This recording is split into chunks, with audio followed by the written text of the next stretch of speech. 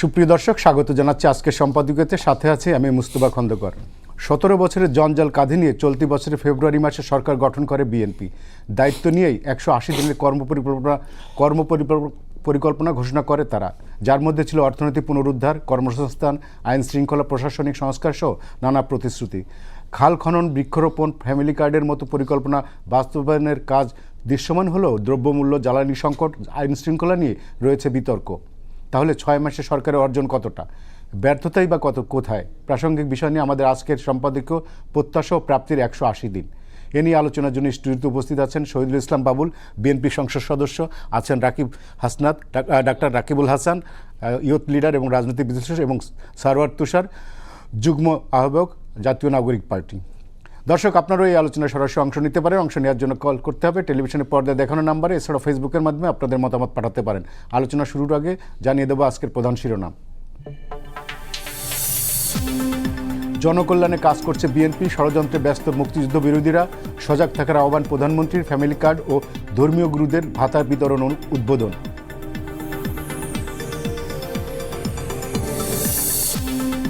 দণ্ডিত হাসিনা ও হাদির খুনিদের প্রত্যর্পণ চায় ঢাকা, অনুকূল পরিবেশ তৈরি করলে প্রধানমন্ত্রীর ভারত সফর সম্ভব, নয়াদিল্লিকে স্পষ্ট বার্তা পররাষ্ট্র মন্ত্রণালয়ের। বাড়েনি গ্যাস সরবরাহ, পাম্পে পাম্পে গাড়ির দীর্ঘ সারি, ঘন্টার পর ঘন্টা অপেক্ষায়ও মিলছে না পর্যাপ্ত সিএনজি, জ্বালানি সংকট সমাধানে লাগবে 2 বছর বললেন অর্থমন্ত্রী।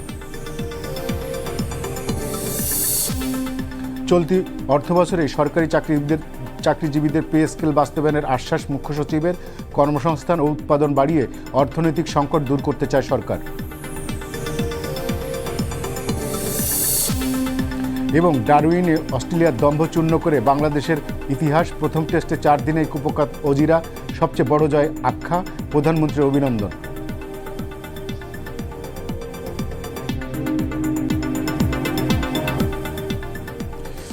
শহীদুল ইসলাম বাবুল, আপনাকে দিয়ে শুরু করতে চাই। আপনার সরকার 180 দিন পার করলো এবং অনেক ধরনের পরিকল্পনা ছিল। এই 100 দিনে আপনার কাছে কতটুকু বাস্তবায়ন করতে পেরেছে, যারা যেসব প্রতিশ্রুতি দিয়েছিল আপনার সরকার, আপনার কাছে কি মূল্যায়ন? সাফল্য ব্যর্থতা নিয়েই তো মানুষের জীবন, সরকার, সমাজ সবকিছু। আসলে সাফল্য থাকবে, ব্যর্থতা থাকবে মানুষের জীবনে, সরকারের জীবনে। আপনি সমালোচনা করলে সমালোচনা করবেন। বাংলাদেশে এমন কোনো সরকার নাই বা এমন কোনো নেতা নাই যার সমালোচনা আপনি খুঁজে পাবেন না। আবার ভালো দিক যদি চান সেটাও পাবেন। ওই যে নির্ঝরের স্বপ্নভঙ্গ রবীন্দ্রনাথের, যে আমারে দেখিবারে পায় অসীম ক্ষমায়, ভালো সকলেই। তো আপনি যদি আমাকে সেইভাবে বিচার করেন তাহলে নিশ্চয়ই ভালো দিক পাবেন। আবার যদি আপনি আমার ছিদ্র খুঁজেন তাহলে ছিদ্র অসংখ্য খুঁজে পেতে পারেন। তো আমি যেটা বলছি যে এই 6 মাস তো অনেক বড় সময় না। 180 দিন ধরেন একটা বিধ্বস্ত রাজনৈতিক বাস্তবতা, অর্থনৈতিক বাস্তবতার মধ্য দিয়ে আমরা ক্ষমতা নিয়েছি। আপনি বলেন যে অর্জন কি? প্রথম অর্জন হলো আমরা একটা গণতন্ত্রের জগতে পদার্পণ করেছি। হ্যাঁ, পুরোপুরি আমরা গণতন্ত্র অর্জন করতে পারিনি। আমাদের প্রাত্যহিক গণতন্ত্র যেটা, এটা তো একটা কি বলে প্র্যাকটিসের ব্যাপার, সুদীর্ঘ প্র্যাকটিসের ব্যাপার। কখনো কোথাও 100 বছরে, 200 বছরে গণতন্ত্র 100 ভাগ পরিশীলিত হয় নাই। তো এই জায়গাটা আমরা শুরু করতে পেরেছি। আমরা ছিলাম, আবার আমরা ট্র্যাকচ্যুত হয়ে পড়েছিলাম, সেই জায়গায় আমরা উঠতে পেরেছি। এটা হলো একটা বিষয়। আর একটা বিষয় যে আপনার, হ্যাঁ, আমাদের এখানে ধরেন সামাজিক অন্যায় অপরাধ আছে, সব জায়গায় আছে, দুনিয়ার সব জায়গায় যেখানে মানুষ আছে সেখানে অন্যায় অপরাধ আছে। সেই আদম হওয়ার পর থেকেই শুরু করা যায় আপনার, মানে হাবিল কাবিলের যে দ্বন্দ্বযুদ্ধ, তো সেখান থেকে তো সমগ্র মানব সমাজে আছে এই অপরাধ, অন্যায় সামাজিক আমাদের এখানে একটু বেশি আছে। এটা তো অসত্য না। এবং আপনি যদি রেশিও করেন, তুলনা করেন, তাহলে আমি বলবো না যে এটা একেবারে অনেক কমে গেছে। হ্যাঁ, সামাজিক দ্বন্দ্ব, সংঘাত, জমি জাতি, এগুলো নিয়ে, সম্পদ, নানান ধরনের বা রাজনীতিক অনেক ধরনের সংঘাত, সহিংসতা আছে। তো সেইগুলো সব নিয়ন্ত্রণ করা সম্ভব হয় না। আবার ধরেন, আমি নেতিবাচকটাই বলছি, ধরেন ঘুষ, দুর্নীতি বা সামাজিক কুসংস্কার, এগুলো তো আমাদের যুগ যুগের সঞ্চিত বাস্তবতা। সেই জায়গাগুলো সব কিছু আমরা নিয়ন্ত্রণ করতে পারি না। তবে সকলেই বলছে যে উপর থেকে একটা পজিটিভ ভাইব শুরু হয়েছে, যেটা আমাদের একটা অ্যাচিভমেন্ট। যে এমন একজন প্রধানমন্ত্রী যিনি কখনো অশালীন বা অর্বাচীন বা ওই আগের আমলের মতো ফজরের নামাজ পড়ে, তাহাজ্জুদ পড়ে, গালাগালি, খিস্তি খেওর বিএনপি, জামাত, বিরোধী দল শুরু করেন নাই। যিনি মানে তার নিযুক্ত কর্মকর্তা, খুনি চক্র, তাদের সাথে খুন করার নির্দেশ দিতেন না, গুম করার নির্দেশ দিতেন।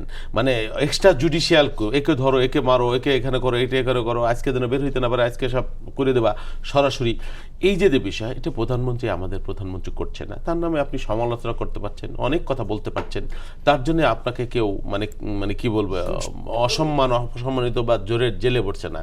এখন ওই কি বলে, ওই যে কি ঘর বলে যেন ক্যান্টনমেন্টে, যে আয়নাঘর, সেই আয়নাঘর আমরা তো দেখলাম, সেই আয়নাঘরের বাস্তবতা এখন বাংলাদেশে নাই। হ্যাঁ, সেটা হচ্ছে না। সেই গুম, আমি কথা বলে ভয়ে আতঙ্কে বিরোধী দল, আপনি সব জানেন, আপনি ফেস করেছেন, আপনি নিজেও ভুক্তভোগী, আমি যতটুকু জানি।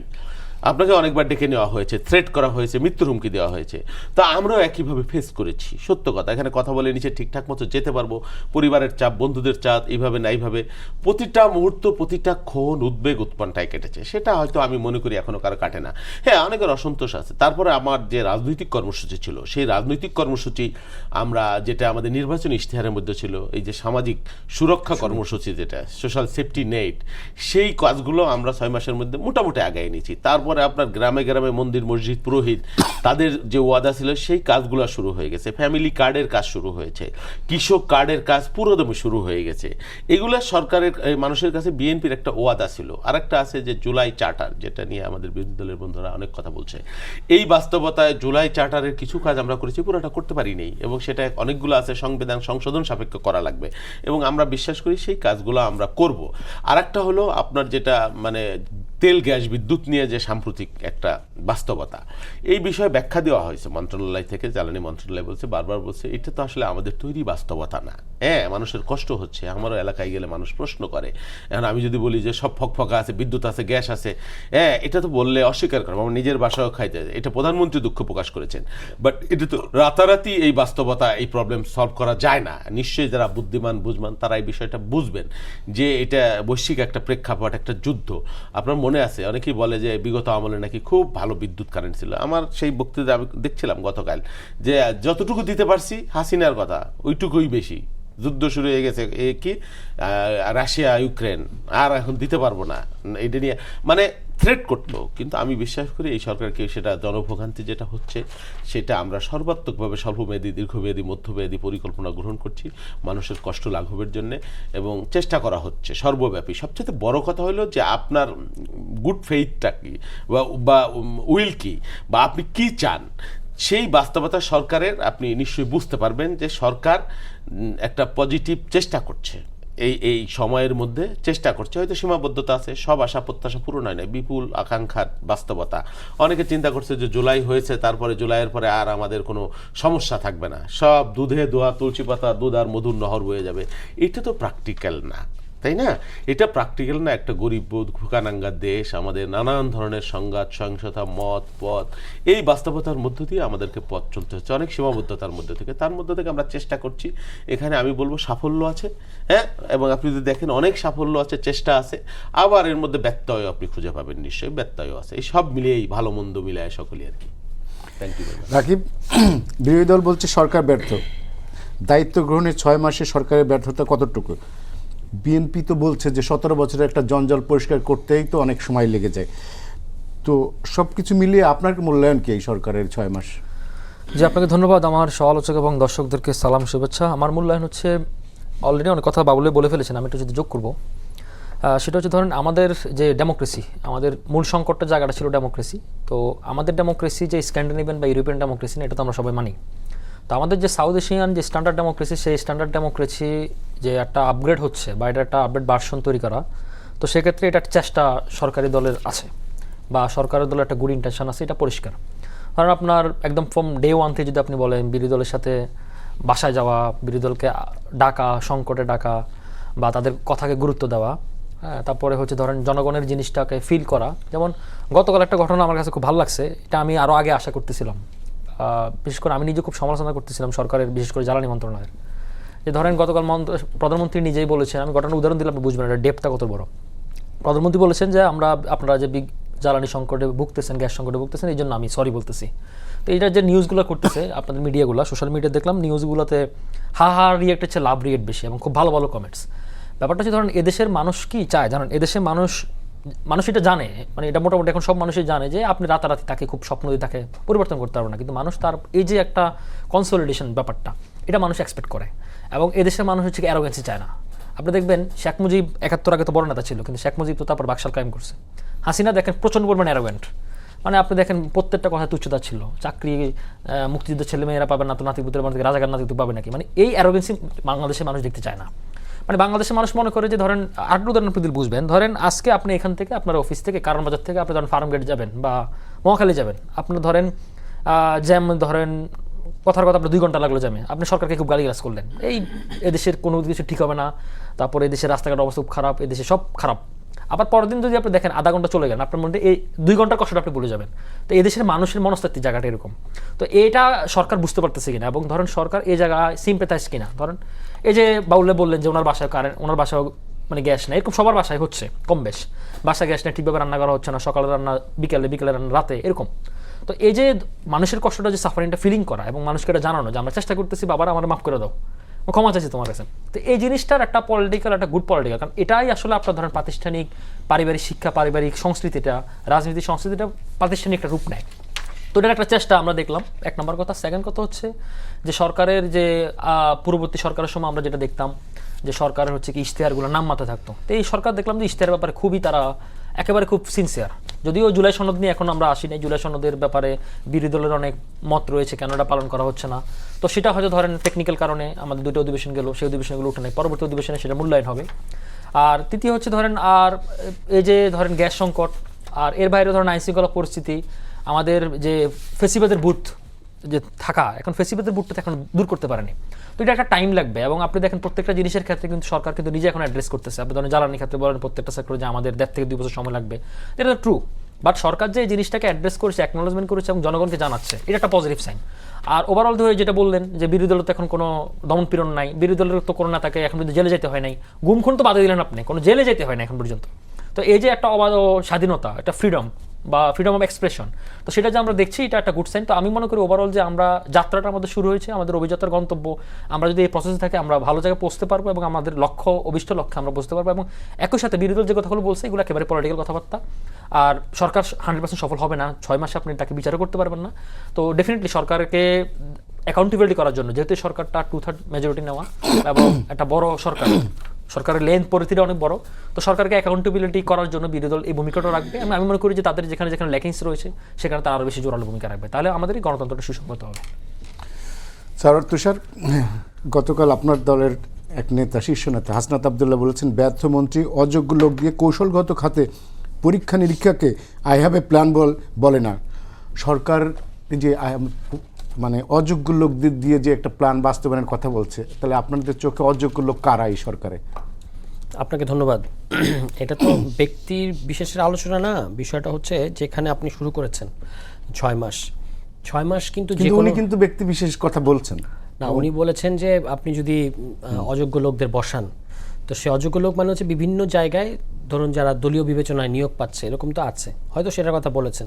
যাই হোক, আমি মানে আপনার প্রথম আলোচনাটা যেটা নিয়ে আলোচনাটা হচ্ছে সেখান থেকে শুরু বলি যে 6 মাস একটা সরকারের, 5 বছরের সরকারের জন্য খুবই কম সময়, সেটা সত্য, কিন্তু 6 মাস কিন্তু যে কোনো সরকার একটা মানে অ্যাসেসমেন্টের মধ্যে পড়বে যে 6 মাসে আপনি কি কি করতে পারলেন, প্রতিশ্রুতি কতটুকু রক্ষা করতে পারলেন, 100 দিন, প্রথম 100 দিন, প্রথম 180 দিন, এটা সারা পৃথিবীতেই সরকারগুলোর একটা প্রোগ্রাম থাকে যে আমার ফার্স্ট 100 ডেইজের প্রোগ্রাম হচ্ছে এটা, 180 ডেইজের প্রোগ্রাম হচ্ছে এটা, এবং সেখানে মানুষ দেখতে চাইবে যে আপনি সবই রাতারাতি ঠিক হয়ে যাবে সেটা না, কিন্তু আপনি যে পদক্ষেপগুলো আজকে নিচ্ছেন এটা 2 বছর পরে আমি এটা বেনিফিট পাবো কিনা, বা 1.5 বছর পরে, 1 বছর পরে, কিছু সময় পরে আমি এটা বেনিফিট পাবো কিনা।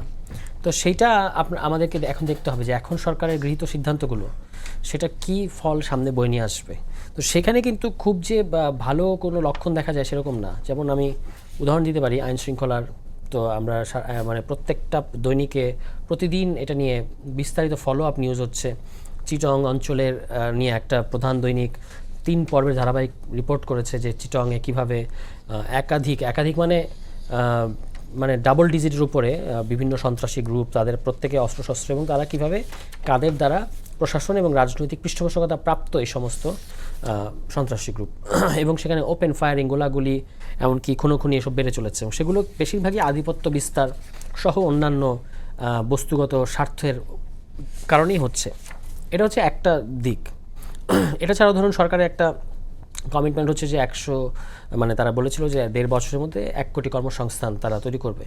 এখন আপনি যদি কর্মসংস্থানে যেটা আমরা দেখতে পাচ্ছি যে নতুন কয়টা কর্মসংস্থান 6 মাসে হয়েছে, এটা একটা মানে ভালো প্রশ্ন যে আপনি যদি 1.5 বছরে 1 কোটি কর্মসংস্থান করেন তাহলে 1/3 আসলে কতটুকু কর্মসংস্থান করলেন, কিংবা 1/3 এমন কি পদক্ষেপ নিয়েছেন যেটা কিনা 1.5 বছর পরে গিয়ে 1 কোটি না হোক 50 লাখ কর্মসংস্থান তৈরি করবে। উল্টো যেটা দেখা যাচ্ছে যে এখনকার গ্যাস ক্রাইসিস সহ লোডশেডিং ইত্যাদি কারণে বিভিন্ন কারখানা কিন্তু চালানো কঠিন হয়ে যাচ্ছে। হ্যাঁ, তো এটা একটা বড় সংকট হিসেবে দেখা দিচ্ছে। সবচেয়ে বড় যেটা এই মুহূর্তে আমি মনে করি সরকারের জন্য চ্যালেঞ্জ, সেটা হচ্ছে যে তার যেহেতু এখন কম্পারেটিভলি আপনি একটা সরকারে আছেন এবং ভালো সময় পার করছেন, কাজেই এখানে এখন সুবিধাভোগী বা সুবিধার দাবিদার লোকের প্রচুর লোক হবে। যেমন ঝালকাঠি 1 আসনের বিএনপি দলীয় এমপি রফিকুল ইসলাম, সম্ভবত ওনার নাম, ফেসবুকে যেটা পোস্ট দিয়েছে, কয়েকদিন আগে একটা স্ট্যাটাস দিয়েছেন। কতটুকু বিরক্ত হলে, কতটুকু নিজের দলের লোকের উপর ক্ষুব্ধ হলে এরকম একটা স্ট্যাটাস নিয়ে দিতে পারেন। এবং আমি তার সততাকে অ্যাপ্রিসিয়েট করি যে তিনি বলছেন যে এত খাই এটা তো আপনার দলকে খেয়ে ফেলছেন, এবং সেখানে আওয়ামী লীগকে এভাবে কীভাবে তারা শেল্টার দিচ্ছে, আওয়ামী লীগের সাথে কী করছে সেগুলো নিয়ে উনি কমপ্লেন করেছেন। তো এটা হতে যাচ্ছে আমি মনে করি, বা হয়েছে অলরেডি, বিএনপির জন্য সবচেয়ে বড় একটা মানে বাধা। কারণ হচ্ছে আপনি দেখেন, সরকার যদি সেন্টারে থাকে, একদিকে আপনার আছে হচ্ছে পতিত শক্তি এবং তাদেরকে যে আঞ্চলিক শক্তিরা এই মুহূর্তে পৃষ্ঠপোষকতা দিচ্ছে তারা, আর আরেক দিকে আছে আপনার বিরোধী দল। বিরোধী দলের সাথেও আপনার বিভিন্ন ইস্যু আছে, কিন্তু বিরোধী দল অন্তত ওই পতিত শক্তির প্রশ্নে আপনার পাশে থাকবে, বা আঞ্চলিক শক্তি যখন আপনার আমাদের সার্বভৌমত্ব বিরোধী কাজ করবে তখন পাশে থাকবে। তাহলে আপনি মাঝখানে আছেন, এটা টানাটানি হচ্ছে এখানে। তাহলে এই কারণে সরকারকে কিন্তু নিজের দলের ভেতরের কনসলিডেশনটা খুব পোক্ত হওয়া দরকার। কিন্তু সেখানে যদি ধরেন এই ধরনের ঘটনাগুলো ঘটে, তাহলে কিন্তু তার মানে অভ্যন্তরীণ গঠন যেটা, সেটা খুব দুর্বল বা আস্তে আস্তে দুর্বল হতে থাকবে। তো সেখানে আমরা ধরেন একটা উদাহরণ দিই, ফ্যামিলি কার্ড হচ্ছে বর্তমান সরকারের সবচেয়ে যে চমকপ্রদ, বা যেটা দেখিয়ে সবচেয়ে বেশি তারা ভোটের আগেও সুবিধা পেয়েছে এবং এখনও পর্যন্ত যেটাকে তারা সবচেয়ে বড় প্রকল্প আকারে হাজির করছে।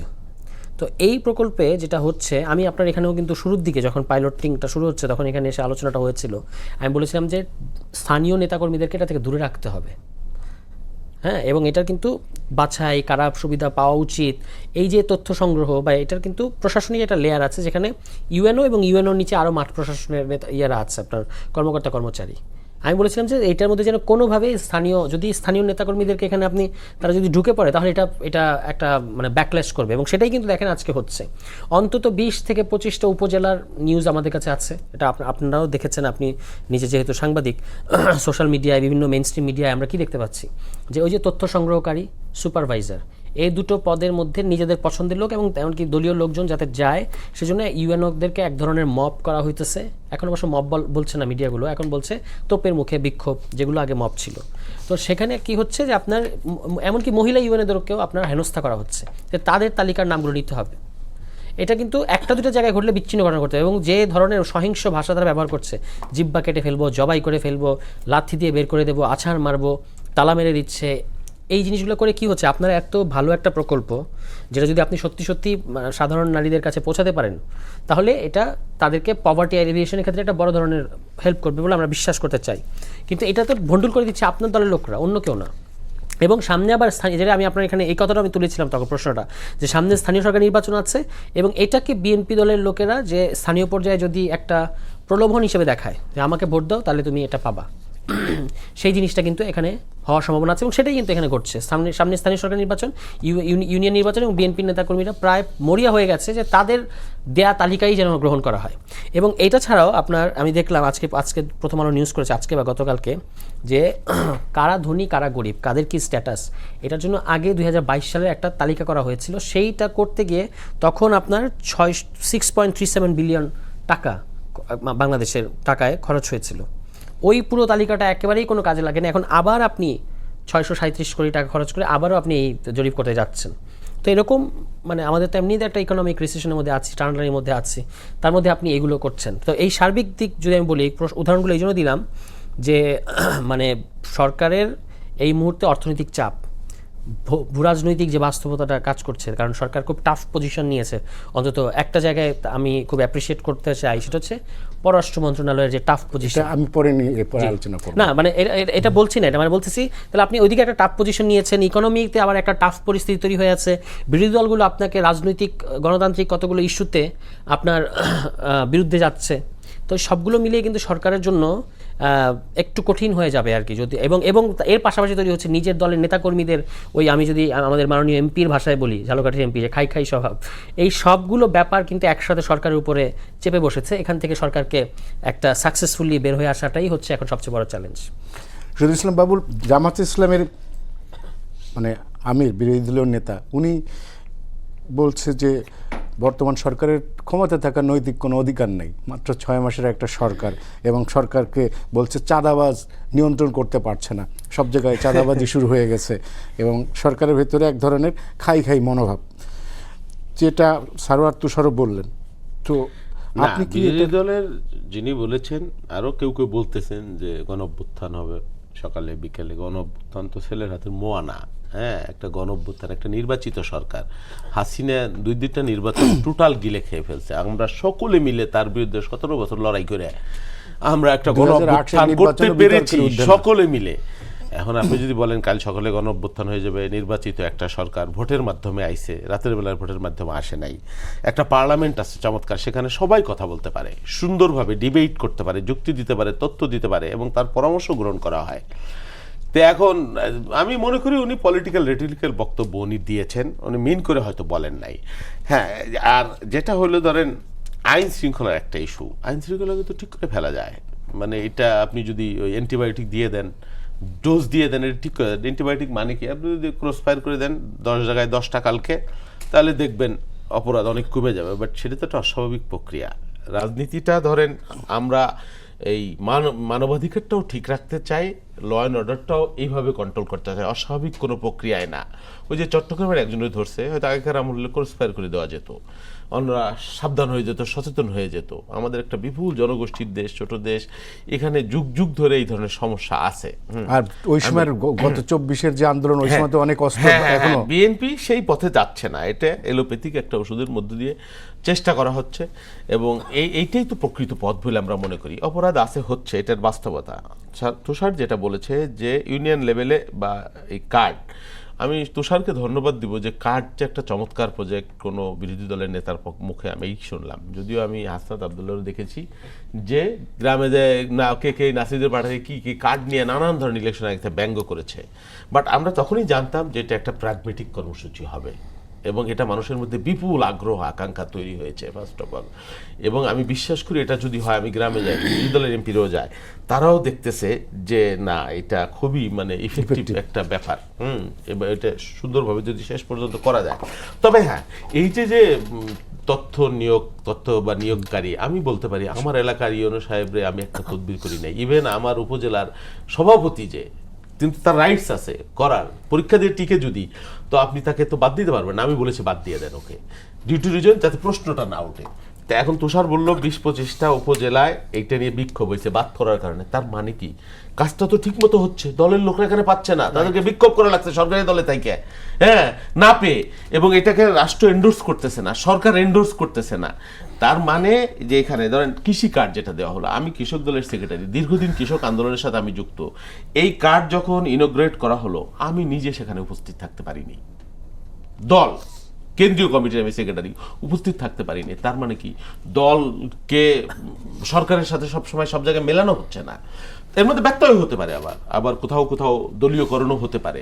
তবে আমি যেটা মনে করি যে এর মধ্য দিয়ে যদি এই কর্মসূচিতে পালিত হয়, যদি সত্যিকারে গ্রামীণ জনপদের মানে অবহেলিত নারীরা পায়, তাহলে আমি বিশ্বাস করি এটা মানুষের জন্য খুব চমৎকার একটা ভূমিকা হবে, বাস্তবতা হবে। কৃষক কার্ডেরও বাস্তবতা যেটা, তারপরে ধরেন এই যে মোল্লা পুরোহিত, তারপর ইমাম, তারপরে আপনার এই যে মুয়াজ্জিন, এক একটা প্রতিষ্ঠানে আজকেও আমি কয়েকটা প্রতিষ্ঠানে গেলাম, সেখানে দেখলাম তারা খুব খুশি যে ভাতা পাবে। দিস ইজ ফার্স্ট, প্রথম একটা সরকার এত বড় একটা কর্মসূচি গ্রহণ করছে এই অর্থনৈতিক বাস্তবতার মধ্য দিয়ে। একটা সত্যিকার অতিরিক্ত আমরা একটা বিধ্বস্ত অর্থনৈতিক বাস্তবতার মধ্যে আছে। একটা হলো যুদ্ধ, আর একটা ধরেন আমাদের একটা পতিত শক্তি, তারা প্রতিনিয়ত আমাদেরকে চেষ্টা করছে ব্যর্থ করবার জন্য, হ্যামারিং করছে, করছে তো, আর একটা যুদ্ধের ইফেক্টটা এসে আপনার ইফেক্টটা বা চলমান আছে, সেইটা একটা কঠিন ধাক্কা ধকল আমার উপরে যাচ্ছে। আর একটা হলো আমার যারা বিরোধী দলের বন্ধু তারা প্রতিনিয়ত এই সমাজের মধ্যে যদি মানে নানান ধরনের আক্রমণাত্মক বিদ্বেষমূলক কথাবার্তা বলেন বা বিভ্রান্তি সৃষ্টির কথাবার্তা বলেন, মানে আমরা বলি না যে তারা এরশাদের মতো কি ওই যে জিএম কাদেরের মতো বিরোধী দল, কিন্তু গঠনমূলক সমালোচনা আমরা চাই। কিন্তু সমালোচনা করলে আমি এই করছি, আমরা কেন গালাগালি করবো এখানে, কেন বলবো যে সকালে টাইনে হিস্ট্রে নামাবো? সেই বাস্তবতা 6 মাসে ওই যে সাউদ্দিন ভাই যেটা বলছে, আরে ভাই ব্যর্থ হওয়ারও তো একটা সময় লাগে, তাই না? সেই সুযোগটা তো আপনাকে দিতে হবে বাস্তবতা, এবং সেই সহযোগিতা একটু আপনাদের করতে হবে।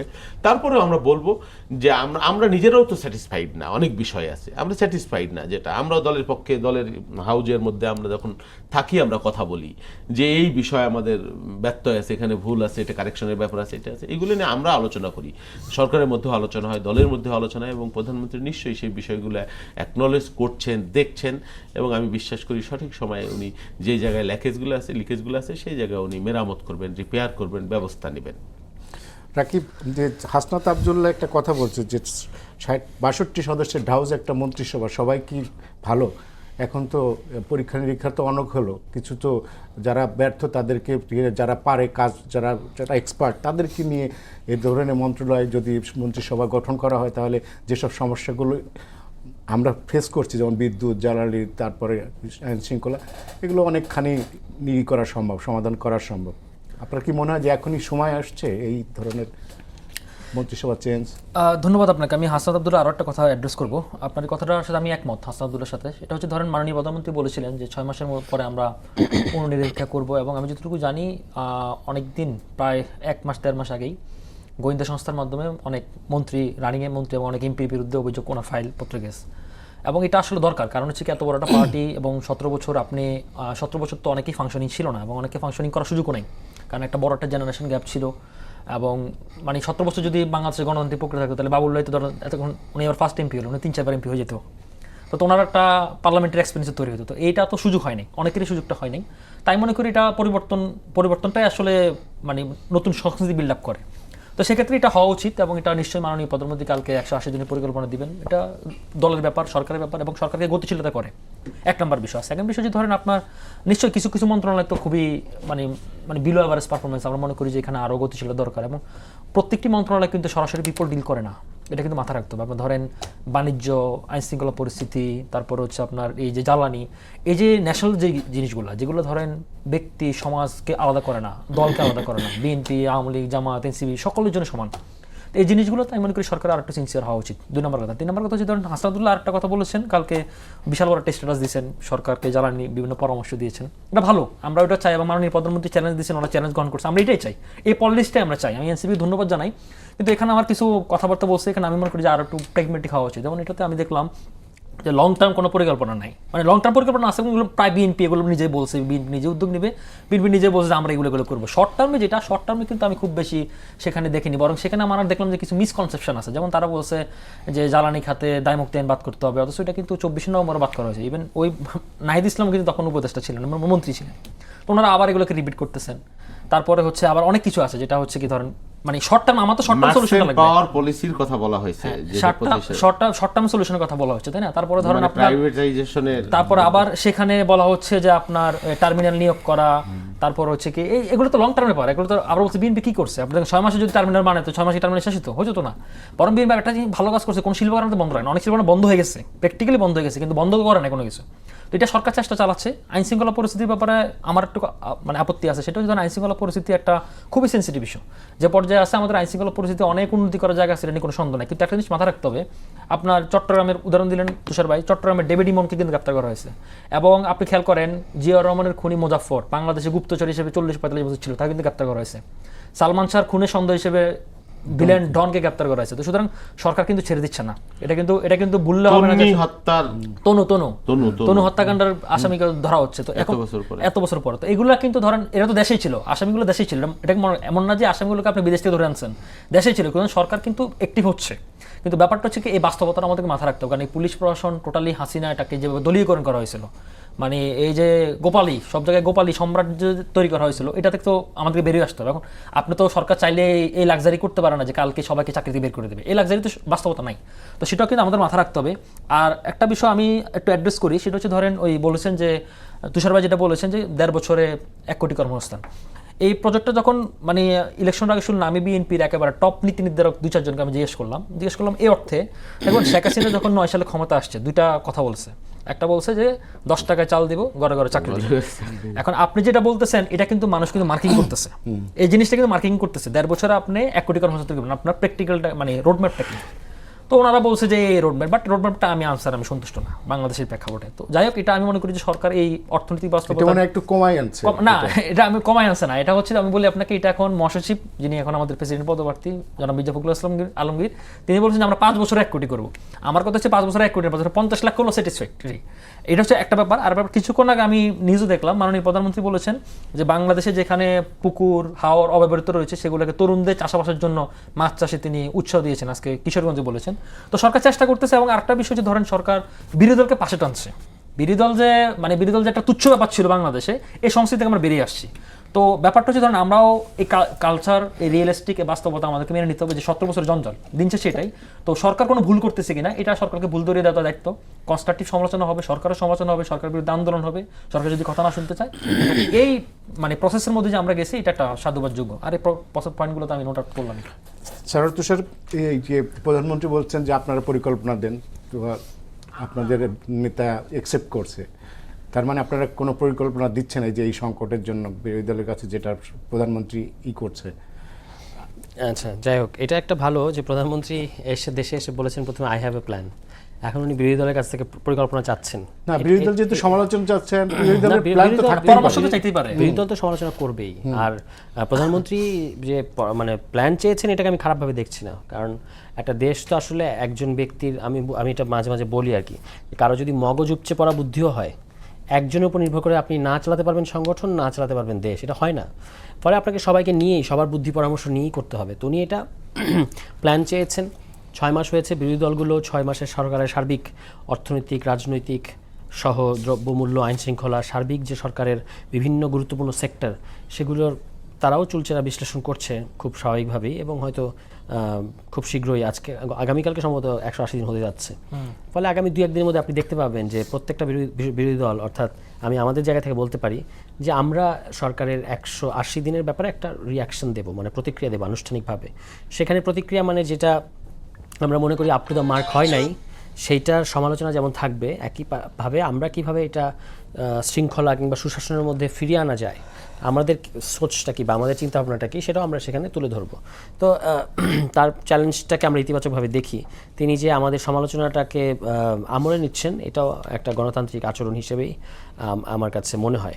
তো সেগুলো ঠিক আছে। এখন মূল ব্যাপারটা হলো যে আমাদের যে চ্যালেঞ্জগুলো তৈরি হচ্ছে, সেখানে বিরোধী দল এবং সরকারি দল যদি, বা সরকার এবং বিরোধী দলের মধ্যে যদি দূরত্ব তৈরি হয়, তাহলে কিন্তু আপনার এটা আমাদের দেশের জন্য মানুষকে হতাশ করবে। মানুষ এখন এই মুহূর্তে, বাংলাদেশের মানুষের সেন্টিমেন্ট, আমরা তো বিভিন্ন জায়গায় যাই, কথা বলি, ইভেন ঢাকা শহরের মধ্যে সাধারণ মানুষের সাথে আমাদের মেশার সুযোগ হয়, যেহেতু তারা আমাদেরকে টিভিতে দেখে। গতকালকেও প্রধানমন্ত্রী যেখানে সমাবেশ হয়েছে মহাখালীতে, তার পাশেই আমি একটা জায়গায় ছিলাম। তো ওখানে সাধারণ মানুষ আমাদেরকে কিন্তু বলছেন যে আপনারা এই ব্যাপারগুলো তুলে ধরেন।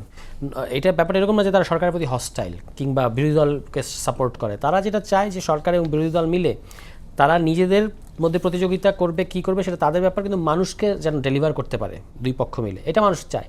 এখন এটা করতে গেলে কি আপনি দেখবেন যে থ্যাংক গড যে আপনার টক শোতে সেরকম লোক আমি খুব কম দেখি, কিন্তু অন্যান্য টক শোতে গেলে এই কিছু আছে না, আওয়ামী লীগ হারানোর বেদনায় যারা এখনও কাতর, তারা এসে যেটা বলার চেষ্টা করে যে আমি আর ডামির বা আমরার মামুরার সংসদ।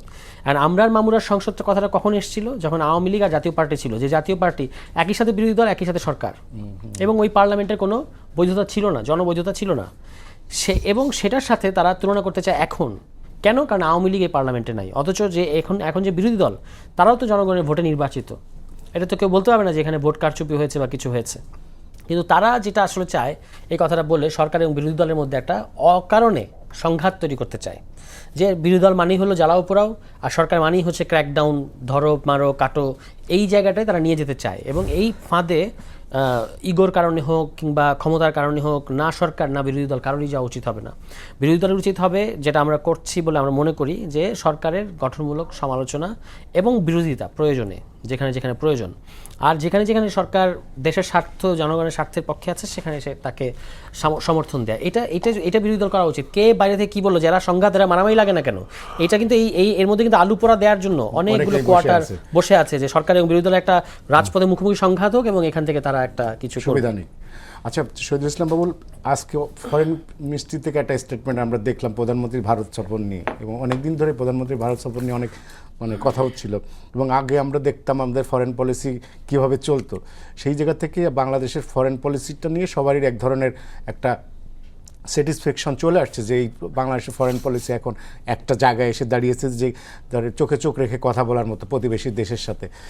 প্রধানমন্ত্রীর এই যে আমাদের ফরেন পলিসি এবং আমাদের এই যে ভারতের সাথে যে টানাপোড়েন, আপনার কি মনে হয় যে প্রধানমন্ত্রী সফরে গেলেই শেষ হয়ে যাবে? না, সেটা শেষ হয়ে যাবে এটা বলা যায় না।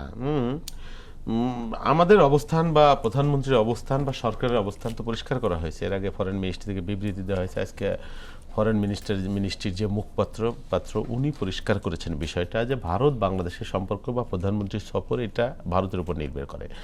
ধরেন আমি তো আর ওইভাবে বলতে পারবো না, কারণ আমি সরকারি দলের একজন এমপি। বিরোধী দলে যেভাবে বলা যায়, সরকারি দল থাকলে সেভাবে বলা যায় না। এটাও দুঃখজনক যে বিএনপিকে ভারতের দালালি বানাই ফেলা হয়েছে প্রায় নির্বাচনের আগে থেকে এই ধরনের বাস্তবতা। বরং আমরা বিরোধী দলের যিনি নেতা তার মুখে আমরা এই কথাও শুনেছি যে কি ভারত কষ্ট বা এরকম কোনো কিছু আমরা করব না বলেছে, কোড আন কোড। যাই হোক, তো আমার কথা হলো আজকে দেখেন সরকারের কি স্ট্যান্ড, এই শক্তিটা কিন্তু দেশের মানুষ বা ভোটের সরকার যদি হয়, জনগণের সরকার বা বিরোধী দল যদি আমাকে আরও এই বিষয়ে সাপোর্ট করে, তাহলে কিন্তু আমি আমার স্ট্রেংথটা আমার দেশের পক্ষে আরও শক্তভাবে আমি দেখাইতে পারি। জিএম কাদের সাহেব দেখলাম বলছে এই বিষয় নিয়ে যে ভারত খুব মাইন্ড যার উপর করবে, হ্যান ত্যান হবে, কে ভারত সহজভাবে নেয় না।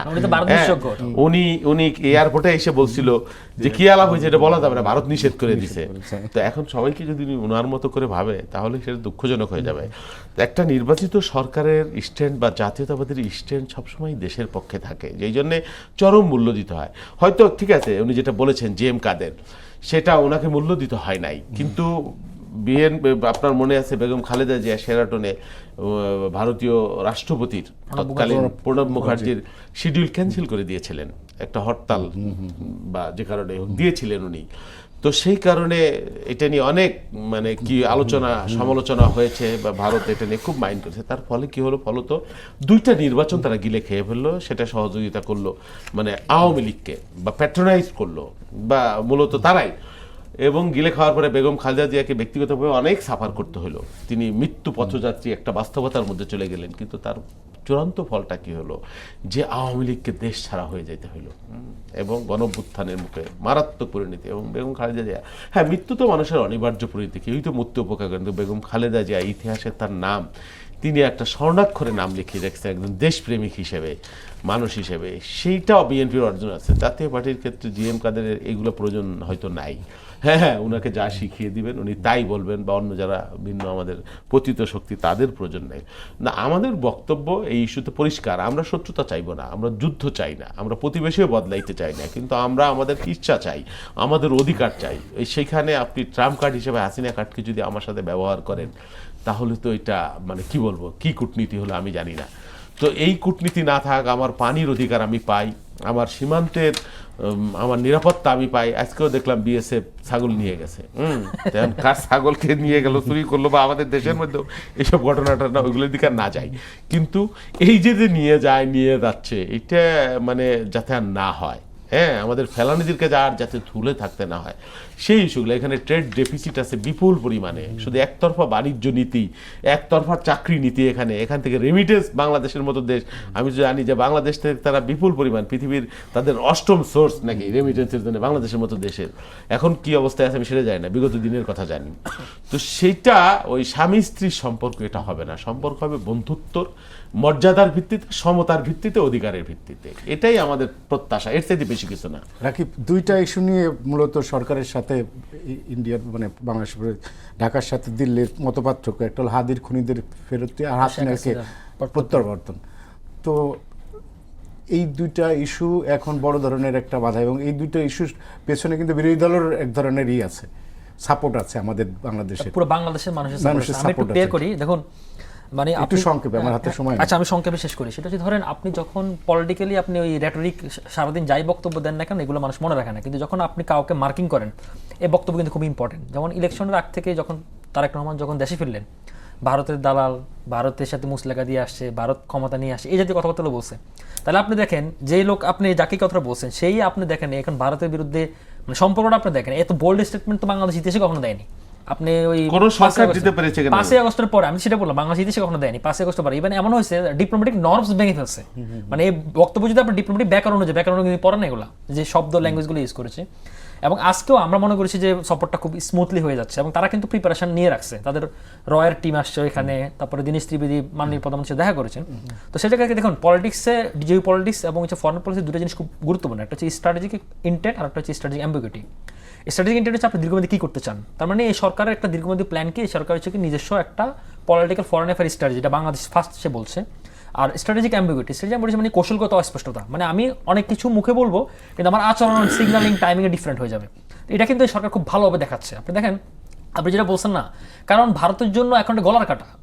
আপনি দেখেন মানে আমি শেখ হাসিনাটা বাদ দিলাম, শেখ হাসিনার বিষয়টা টোটালি এটা কিন্তু ওরা আইনি ব্যাখ্যা দিচ্ছে, আইনি ব্যাখ্যার বাইরে, ডিপ্লোম্যাটিক ব্যাখ্যার বাইরে, টোটালি পলিটিক্যাল। আর হচ্ছে ওসমান হাদির হত্যাকাণ্ডের ব্যাপারটা, এটা কিন্তু পলিটিক্যাল ব্যাপার না। মানে আপনি যদি ওসমান হাদির হত্যাকাণ্ডকে ফেরত না দেন, তাহলে কিন্তু মানুষ আপনাকে সন্দেহ চোখে দেখবে এটার সাথে আপনি জড়িত, এটার মধ্যে আপনার মদত আছে, তাই না?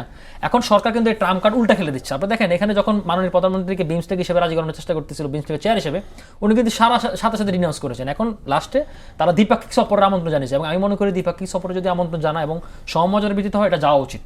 কারণ এখানে আমাদের কৌশলগত অনেক বিষয় রয়েছে। পানি বলেন, আমাদের গঙ্গা চুক্তি বছর শেষ হচ্ছে, গঙ্গা চুক্তি রিনিউ হবে, আমাদের ট্রেড ডেফিসিট কমানো, ইভেন শুধু তাই না, ইউনুস সরকার আমলে ট্রান্সশিপমেন্ট সুবিধা বাতিল করেছে, এটা এখন রিনিউ হয় না, ভিসা প্রক্রিয়া এখন স্মুথ হয় নাই।